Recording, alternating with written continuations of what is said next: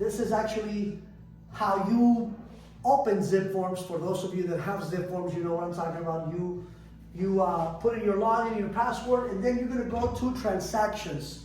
So we're going to click on transactions, and it's going to take us to this form. So we are here. We are going to click on transactions, and we're going to click on access now. This form is called Real Estate Transfer Disclosure. This form is actually going to be one of the most important forms you will have when you represent a buyer or a seller. This is actually one of the most important ones, and one of the ones that you definitely have to know what it means, what it's for, who should fill it out, and who should never fill it out. So we make sure that it has the property address, the city, and guess who fills this out? The seller. So when you're representing a buyer, you're actually going to get this form from the listing agent. The listing agent is going to meet with the seller, and the seller or sellers are going to fill this form out. This form basically will state, have they done any inspections to the house prior to putting it on the market? Is there a termite report on file that they have to disclose? Because if you do a home inspection, a pre-home inspection, or a termite report, or some sort of report or inspection, it has to be released and disclosed. So you check the boxes here, and now this is the second section. Here we go. Is the seller occupying the property or not occupying the property? So if the house is vacant, then you check this box. If they're living here, it's this. If they're renting it, then it's this.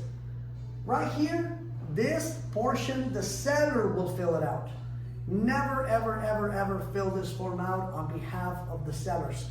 Even if they don't speak English, make sure that they themselves fill it out, because if you check out boxes on their behalf, even if they're right next to you, if you were to have to go to court, they're going to say, well, I didn't do it, my seller did. And the judge is going to say, you should have let the seller handle it. If they don't understand the language, you can have somebody else translate, but they have to check the boxes. Does the property have a pool? Check this. Does the property have a water heater? Is the garage attached to the house or not attached? Are they needing the stove, the microwave, the dishwasher? They have to check every little thing that applies to the house. But remember, you cannot fill it out. It has to be the seller or sellers. Does the property have a fireplace? If the roof is shingle, which is the sheets, does the roof have a tile? Approximate age of the roof. Again, you don't have to be a home inspector, but if the property was built in 1990 and they haven't replaced the roof, it's probably the original one. We're at the stage where you just got the listing agreement. So I personally like to have the disclosures ready, filled out by my seller before we open escrow. I don't want to be running around and scrambling. So once this is all done, I have my seller or seller's initial every page, and they're gonna check everything that applies. On the second page, are you, the seller, aware of any defects or malfunctions to the property? Is there anything wrong with the ceilings, floor, walls, insulation? Then they put yes or no. If they say yes, then they have to give an explanation. What happened? Was there a leak? Yes. What happened? When? Was that leak fixed? When? Did that result from an insurance claim? If so, what happened? These are some of the questions that the sellers, again, the sellers have to answer. Are you, the seller, aware of any of the following? Does the property have any environmental hazards like asbestos, radiant gas, lead base, mold? If it's a yes, then it applies, then they have to put yes right here, and then they have to give an explanation. Room additions, structural modifications, or alterations or repairs without permits. If they did something without permits, they have to say yes. If it doesn't apply, then you put no. But the sellers, have to fill this out, not us. And sometimes we as agents, we're like, I don't want to stay here for 2 hours. I got to hurry up. Make sure that you take the time, because if you fill this out and something goes wrong, it could potentially be your license. So, and you're putting your brokerage in a tough situation too, because remember, every listing belongs to the broker. And if something happens where the seller says, I didn't fill that out, and now there's a potential lawsuit in your hands, you, the agent, is going to drag the broker into court. So make sure that you take the time necessary, because these forms are super, super, super important. This is where we write explanations of what happened. Was there a leak? Yes. When? What happened? Did you fix the issue? Did you do an extra bedroom without permits? Yes. Why? When? Give details. It doesn't mean you're going to repair the house or get the permits. We just have to disclose what happened. Right here, I always, again, just from personal experience of doing this for 20 years, I always put right here, agent notes the following items.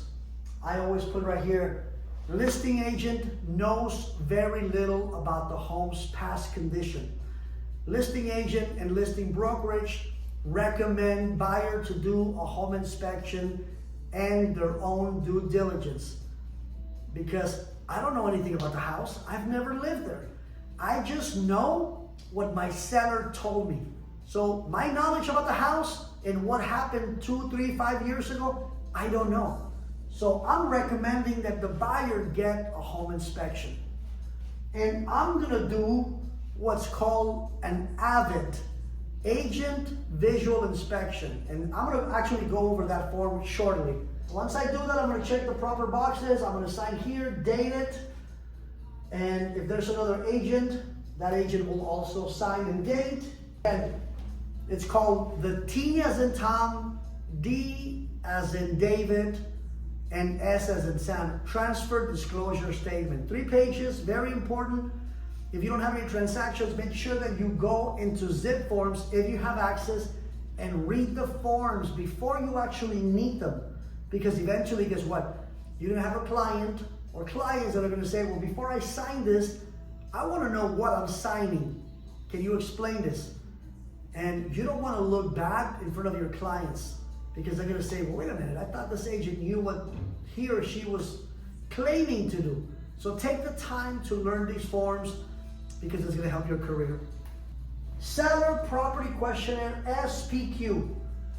This form was actually revised December of 2024. So every so often, California Association of Realtors, they actually update the forms so that they can be in compliance, and with all the regulation and changes that happen within our industry, the forms have to be also in line with that. So the Seller Property Questionnaire, obviously, it's all about disclosing. The seller has to disclose anything and everything pertaining to the house. If there's a leak, they cannot just paint over it. They have to disclose. If somebody passed away in the house, they have to disclose. Because for some buyers, that might be a deal breaker. It may not be to some of you or to me, but there will be a buyer that says, you know what, I don't feel comfortable buying a house now that I know that somebody passed away and nobody told me. You don't want to surprise the clients. So remember that. Always treat the client the way you would love to be treated.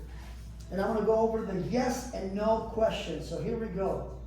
Under number 5, you guys can see, are there any reports, inspections, maintenance recommendations, or anything pertaining to the house, any boundaries, disputes, easements, anything that might affect the desirability of the property? You put yes, then you have to write down an explanation. And then within the last 3 years, has there been a death in the property? Remember, if it's natural cause, you only have to disclose 3 years. 3 years natural cause. So if somebody passed away 5 years ago of natural cause, we don't have to disclose. But But if there was a suicide, if there was a murder, mass murder, something horrific, even if it was 20 years ago and you know about it, you have to disclose. Remember that. That's a big one. Natural cause, 3 years. Natural cause, 5 years, you don't have to disclose. But if somebody got murdered, a whole family, mass suicide, somebody shot themselves 15 years ago and you know about it, you have to disclose. You have to give the buyers the opportunity to make up their mind and say, I don't want to buy the house.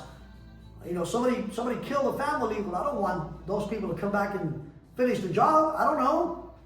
Remember that. Always think of, what if you were the buyer? Would you want somebody to not disclose certain things and then you find out later? That's what happens.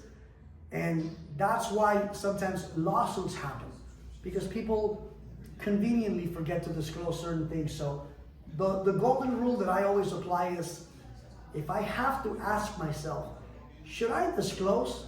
The answer will always be yes. Is it close to a mental institution? All of those things can and will affect the desirability of a home, believe it or not. Is the property located in a condo area? Because if so, you are going to have common areas that you are going to have to share with neighbors, like the pool, like the jacuzzi, like the basketball courts, walking trails, barbecue areas. You don't own them, you get to share them. So this has to be disclosed. Are there any insurance claims affecting the property in the last 5 years? If they put yes, they have to give an explanation. When was it? What happened? Did it get settled? And you have to provide paperwork so that the buyers feel comfortable moving forward with buying your house. Are there any plumbing issues in the property that are not compliant? Any matters affecting the title of the property? Let's say you're getting in the middle of a divorce and the seller lives in California, but the wife moved out of that house 10 years ago, now she's living in Florida. Guess what? They're both gonna have to sign. What if she says, I'm not signing? Then you can't sell. So remember that. Any other property was painted inside or out in the last 12 months? Existing of solar power panels, if so, you know, there's a form regarding solar. A lot of people have solar panels, so we're on, what is this, number 8B as in boy. If the seller has solar panels, they have to disclose. They may be free and clear, or you may have to take over the loan. They have to disclose that. Because what if you have to take over the loan and it's $80,000? And now guess what? You don't qualify for the house. And the payment is $230, and now you cannot afford it. This will affect the sale of the house. So if you're gonna get a listing that has solar panels, ask more questions. Mr. and Mrs. Seller, are the solar panels paid for? No. What's the balance? XYZ. Are they leased? What's the monthly fee? Can they be assumed? Again, ask many questions. Number 11, pets. For those of you that have pets or have gone to see a house that have pets, odor, the smell of cats, the smell of dogs, you're still going to be able to smell pet odor. Some people are allergic, and that might affect them wanting to buy your house. So you have to disclose if you have pets. Past, present treatment. Was there any damage to the carpet because of dogs or pets? If you put yes, you better be ready to write an explanation. Are there any surveys, easements, encroachments, or any access to the neighbor's house through your property? Sometimes you have to go through your property in order to get to the neighbors. You have to disclose that, because if the new owner comes in and says, hey, what are you doing in my driveway? Well, I kind of have access because I can't get to my house without going through yours. It has to be disclosed. If you have a pool, does the equipment work? The pump? All of that. Do you have sprinklers? Do they work? If the property is in a condominium area, again, you have HOA, which is the homeowners association. That means that you have to abide by their rules. You cannot go out there and paint the house purple or pink just because it's your favorite color. You have to respect their rules. And if you don't want to follow HOA rules, then my suggestion would be what? Don't buy a property within an HOA. Very simple. Other than the seller, if my client, Guadalupe, owns a house and she's selling it, I'm going to ask her, do you own the house by yourself or is there somebody else? Because that other person will have to sign. And if the other person doesn't want to sign, we are going to have issues. You'd rather ask those questions before than after. Has there been any lawsuits, insurance claims to the property in the last 3 to 5 years? All of this has to be disclosed. Remember that. I always let clients know, hey, listen, it's always better to drive during the afternoon, at night, during the weekend, just so that you can see what kind of activity happens. Are there kids playing outside? Some people may or may not be okay with that. Are there a lot of cars? Are there going to be issues with parking? What if there's noisy neighbors playing music from 5 p.m. on a Friday till the next day? That might be an issue for you. And if it is, that might not be the house for you. Is any of the occupants of the property smoking or vaping? Because guess what? Smoke will stay in the carpets, in the paint. It'll not go away. I've gone to houses where the smell and the odor of tobacco and the cigarettes or vaping is so intense that some people may have an issue. Allergies, you name it. So you have to disclose whether the property was previously tenant occupied, even if it's vacant. Agent visual inspection. Some agents get confused because they think, oh, my Avid will replace the home inspection. And the answer is no. This one, you do it, and it's basically how you saw the property. You know, the entry level. Is it tiled? Is it carpeted throughout? Fresh paint throughout the first floor? Recently renovated?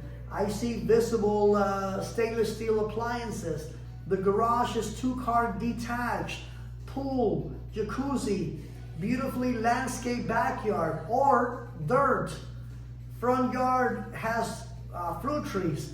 The garage has a concrete driveway, but it's cracked. The backyard has 3 broken windows. The AC condenser is gone. Write all that stuff down, and I'm going to show you guys where. Entry level, carpeted throughout. Example, you never want to put okay condition, because I've seen a lot of, let's call it what it is, lazy real estate agents, and they put okay condition, okay condition, okay condition. If you have to go to court and you have to show your Avid, the judge is going to be like, well, what exactly is okay condition? Because for your buyer, Guadalupe, that is not okay condition. She's not okay with 15 broken windows. And you put okay. That tells me that either you didn't go to the property or you didn't do your job. And both of them are unacceptable. Again, put the client first. I always want to be as specific and write something down that has to do with the dining room, the kitchen. If it has a loft, if it has stairs, carpeted, bedroom number 1, bedroom number 2, downstairs bedroom. Be as specific as possible. Is it attached? Is it detached to the house? Backyard, is it landscape? Is it dirt? Does it have an ADU in the back? Does it have a driveway? And then once you do that, when did you do your Avid? September 12. What were the weather conditions? It was sunny. It was raining. It was dark. Hopefully you don't do your Avid when it's dark, but you write it down here. Who did the Avid? If you're the listing agent, don't send somebody to do your Avid. You should do your Avid. So, Ulises Vega, brokerage, KW The Lakes. And then I sign it and I date it. The buyer will acknowledge my Avid. They sign it. So this one is, it's called the Seller's Affidavit of Non-Foreign Status, or FIRPTA. This one basically talks about how owners or the sellers are going to be potentially paying any taxes, capital gain. Did they buy it as an individual?